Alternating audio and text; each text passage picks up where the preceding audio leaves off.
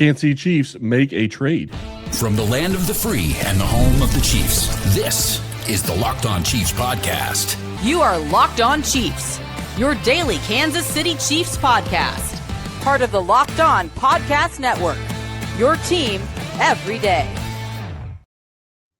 Welcome back to another episode of Locked On Chiefs. I am Chris Clark. He is Ryan Tracy, and we're going to dive into trade value. And this is really kind of something that I think that is a possibility for the Chiefs when you look at how this draft is going to shake out. I do think that the Chiefs are supposed to pick around pick number 9, which would put them maybe an hour into the draft picking. I think that there's a distinct possibility that they could be picking sooner than that. Obviously, there's also a possibility they could be picking much later. We will see. But when we start talking about trade value, it is a question, and we're doing a mock draft for the network right now. And one thing is certain. I think it's going to be hard to get an edge at 9. It seems like that with this group. I'm not going to say that that's the truth in the league. Well, we will see. But if they feel like they're not going to get an edge and they have to get an edge, where could they go to get that? I think they would have to trade up a couple of spots potentially to get an edge, and that is going to be costly. We kind of talked about this with Matt yesterday. Yeah, and I can't remember who Matt mentioned. I don't think the Saints are going to move back one spot. I wouldn't think that it's worth giving up draft capital to go up one spot. I don't feel like the Commanders are in a position to give up their pick as well. They have a lot of things to fill. He was talking about think honestly. Okay, that's kind of where I'm thinking as well, because they have a lot of things they have to fix. That number 6 is not necessarily going to do the job for them. So I feel like they're one team that maybe wants to get out. The Chiefs could go up to, hopefully not make a huge sacrifice. I'm not giving up 74, but that might be the going rate. I just don't know. That's the problem, is moving up 3 spots from 9 to 6 gives you the shot that you will get one of the edge rushers that are in the top 3 or one of the top 3 wide receivers. That is guaranteed if you're sitting at 6.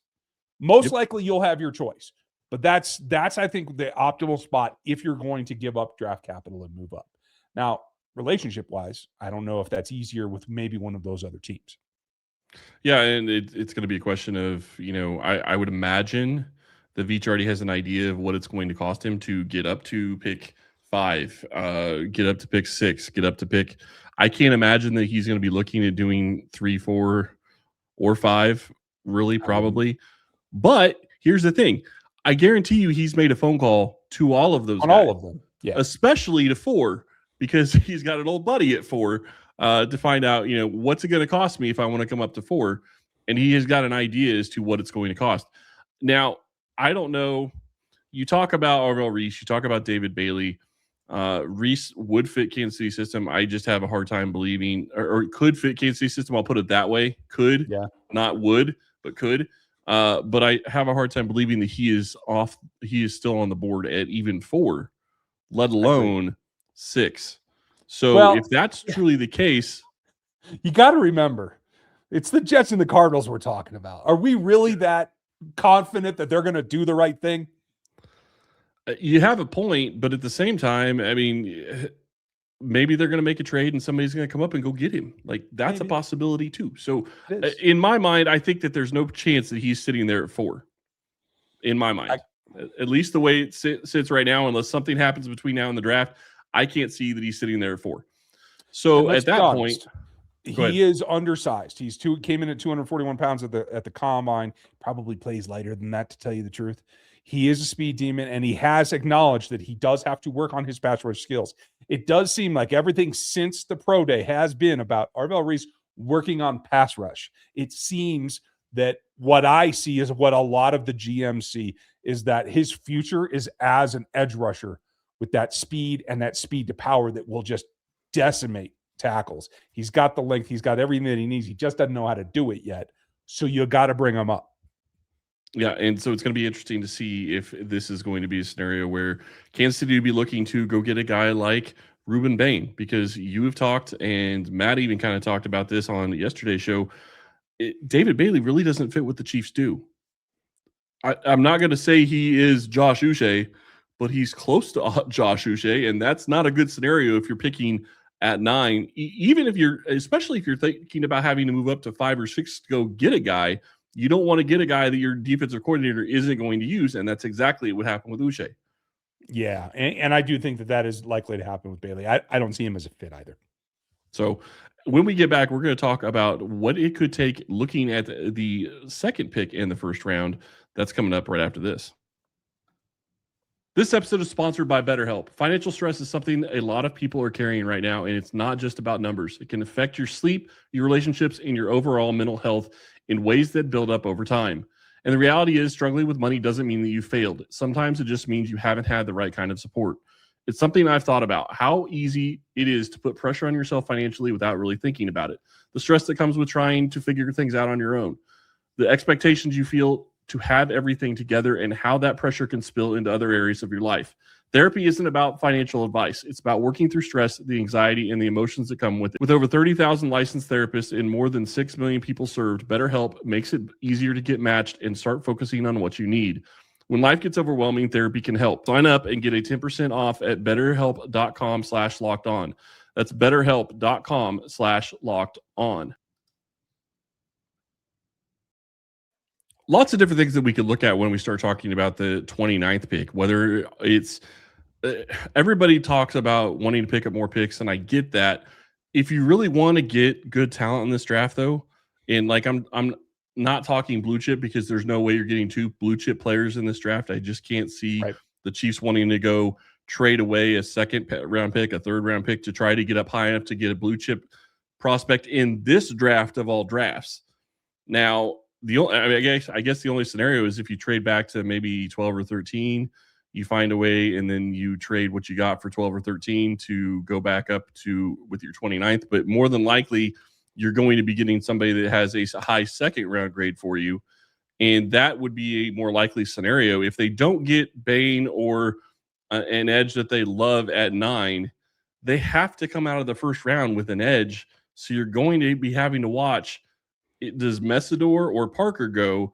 And the second one of them goes, you got to be trying to move up to go get the other one.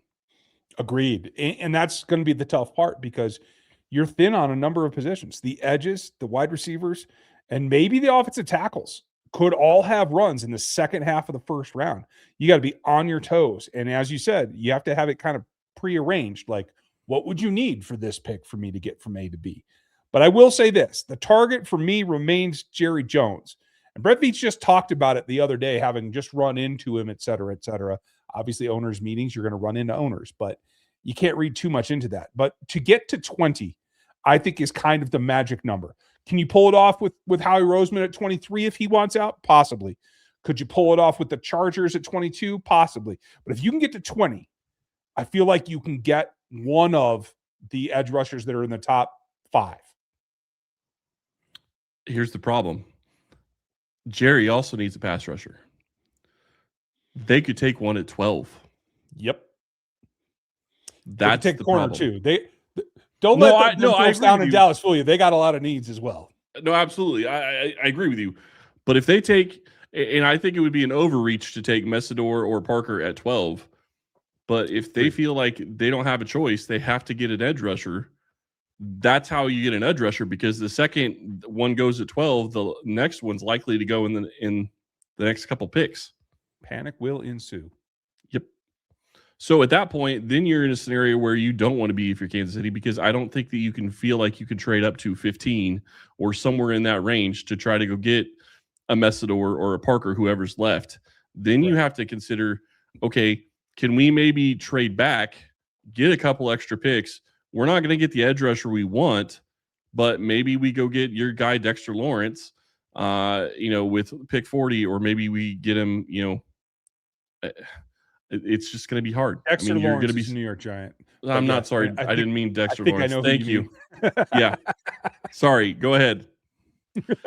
Malachi Lawrence is his name. Yes, Malachi Lawrence. Thank you. Yes. And I think he's a top half of the second day guy. So that makes sense. And I do like that concept. Moving back, especially with a team like the Jets at the very top of day 2, allows you to kind of control the board yet again. And then you can choose Do I want to drop down? Do I want to take a trade to go back 7 or 8 places and still feel confident? Then you're in the driver's seat. So I do like that concept. And I think it all hinges really on one player. Just one. Because the only reason somebody's going to come up to 29 is for Ty Simpson. Now, I don't think he's a first-round player. I think he's maybe the most risky pick in this draft. Because if somebody picks him in the first round and he doesn't put it all together, we saw him melt down at the end of last season in college. If he can't figure it out, even though coach's kid and all those things, that could be an epic waste of a pick. I think he eventually makes it. I just wouldn't take him in the first round because of that risk, but somebody else might. Well, and I agree with you. It's probably only going to be for the quarterback. So if you get the opportunity, good luck. But the other thing I would say is if you get to a point where Parker is off the board by pick 20, like you're down to no edges left that you have anywhere near a first round grade on, maybe trading back from 29, even taking a little bit of a discount to trade back from 29 to get into the top 30s somewhere, 34, 35, 36, somewhere in there is worth it, because at that point, maybe you just say, okay, we're not going to get the quality of edge we wanted.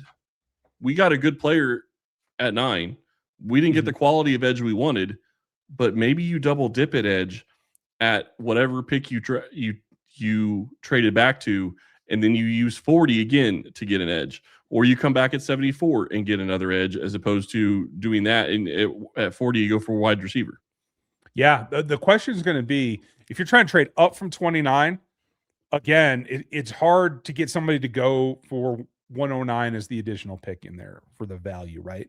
So when I was experimenting, it may take moving up with one, back with another, but I got to stay in the top 100. So if the Chiefs have to give up 74 in order to move up, they have to get a top 100 back, in my opinion. If they move back, then it opens things up a little bit, but you got to be careful you don't drop too far. Yeah. And it's always going to be a game of where can you get to and still get your guy? Because I will say this, though, Veach has shown, generally speaking, he has a pretty good idea of where players are going to go. This is a draft where I think that's going to be even more valuable than some, because you look at it and it's one of those scenarios where you have not a ton of top end talent. So if you can figure out where those top end talent are going to end, then you get an idea as to where the second rush of things are going to happen. And that's kind of where you're going to have to find your sweet spot. So lots of things going on in the draft. That's going to be it for us today. Let us know what you think. Let us know if you think the Chiefs are going to trade up for 9 or 29, or if they're going to be trading back with those picks. Thank you all for listening today, and we will talk to you tomorrow.